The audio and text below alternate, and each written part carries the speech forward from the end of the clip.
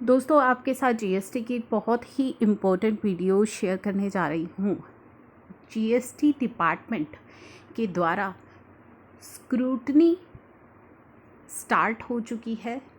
The activity of GST department with regard to scrutiny of data which is filed for 17-18 has increase. तो GST department की तरफ से आपको भी communications आ रही होंगी, मेल पे काफ़ी सारे मेल्स रिसीव भी हुए हैं टैक्स पेयर्स को।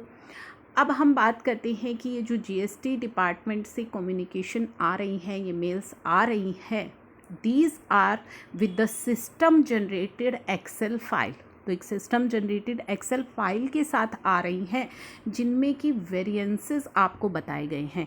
क्या वेरिएंसेस आपको बताए गए हैं कि कुछ डिफरेंस है आपकी GSTR 1 या GSTR 3B फाइलिंग के अंदर, GSTR 3B या GSTR 2A के अंदर आपके डिफरेंसेस आ रहे हैं। GSTR 3B में जो ITC आप क्लेम कर रहे हैं या 2A में जो शो हो रहा है, या GSTR 1 और 3B में जो आपने डेटा फाइल किया है वो आपका डिफरेंट है आपकी GSTR 9 से।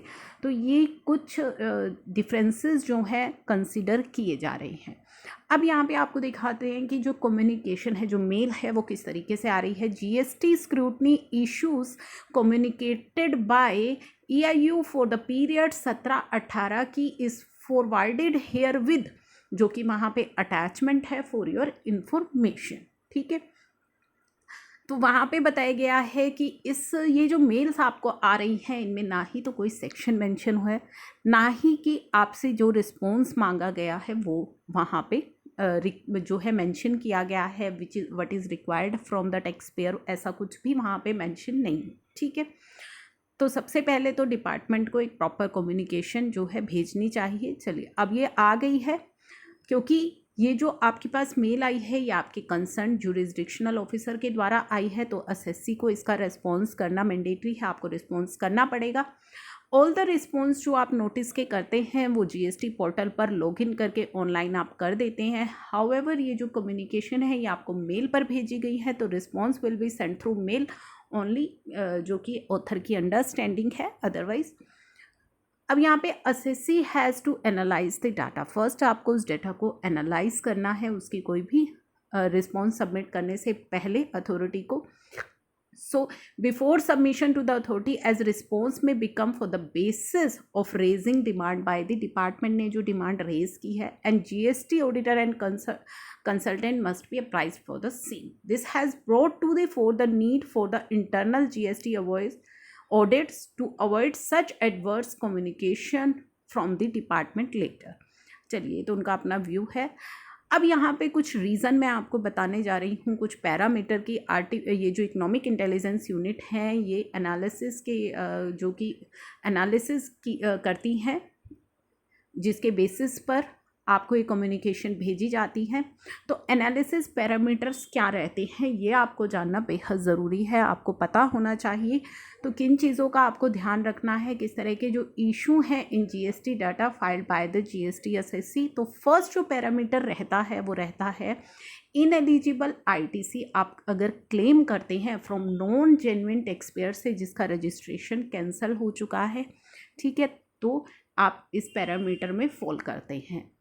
सेकंड आपका रहता है कि आपने GSTR 1 के अंदर आउटवर्ड सप्लाई ज़्यादा दिखाई है as compare to GSTR 9 and GSTR 3B।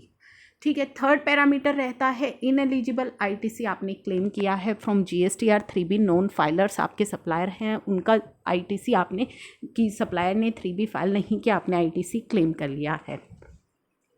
Access ITC आपने लिया है GSTR 3B या GSTR 9 के अंदर, जो कि आपका मैच नहीं हो रहा है GSTR 2A और जो टेबल 8A होती है GSTR 9 की उससे। नेक्स्ट रहता है ineligible ITC claim from registration is cancelled supplier. तो आईटीसी आपने क्लेम कर लिया लेकिन सप्लायर जो है वो कैंसल्ड है, उसका registration.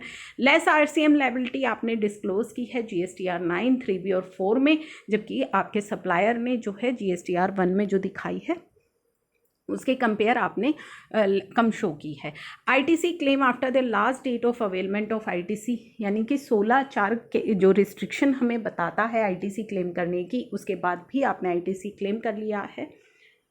ITC on purchase invoice, अब ये जो 16/4 वाला है ये जो है लास्ट टाइम भी इस तरह का कुछ हुआ था जब अभी एमनेस्टी स्कीम आई हुई है, जिसमें कि क्या है कि कुछ एसएससीज ने पिछली बार भी जब एमनेस्टी स्कीम आई थी तो जो पुराना अपना आईटीसी था उसको क्लेम कर लिया था, यानी कि 16/4 को उन्होंने कंसीडर नहीं किया, पुराना अपना आईटीसी भी क्लेम कर लिया था। तो ऐसे केसेस में काफ़ी सारे नोटिस डिपार्टमेंट की तरफ से इशू किए गए थे। तो एमनेस्टी स्कीम अभी भी एक्टिव है, 31 अगस्त तक आप इसका बेनिफिट ले सकते हैं, लेकिन आपको ये ध्यान रखना है कि जब आप आईटीसी क्लेम करेंगे तो 16/4 की जो कंडीशन है उसके अकॉर्डिंगली ही आप आईटीसी क्लेम कीजिएगा।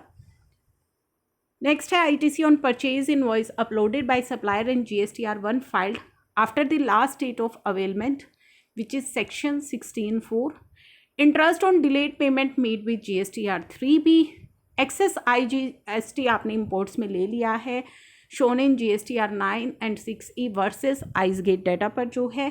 इसी तरह एक्सेस ISD ITC अवेल किया है GSTR9 6G में वर्सेस जो 2A में है। एक्सेस RCM ITC इन GSTR9 6DF then liability show in GSTR9 4G। तो ये कुछ पैरामीटर्स हैं जिनके बेसिस पर जो है ये डिसाइड किया जाता है। तो यहाँ पे तो इस तरह से आपको मेक श्योर कि इस तरह के कोई भी इश्यूज़ आपको ना आए। तो इन सभी पैरामीटर्स को आपको ध्यान में रखना है कि कौन से पैरामीटर्स होते हैं जिनके बेसिस पर ये जो डिसीज़न है वो लिए जाते हैं डिपार्टमेंट के द्वारा। तो ये आई होप कि आपके लिए रेलिवेंट वीडियो रहेगी, रेलिवेंट रहेगा, इंपॉर्टेंट रहेगा आपके लिए ये सब कुछ जानना कि क्यों आपके पास इस तरह के कम्युनिकेशन आते हैं या किन चीज़ों का आपको ध्यान में रख करके चलना है। तो इस इम्पॉर्टेंट इन्फॉर्मेशन के साथ मैं इस वीडियो को क्लोज कर रही हूँ। मिलते हैं नई वीडियो में नए अपडेट के साथ, तब तक के लिए चैनल को सब्सक्राइब कर लीजिए।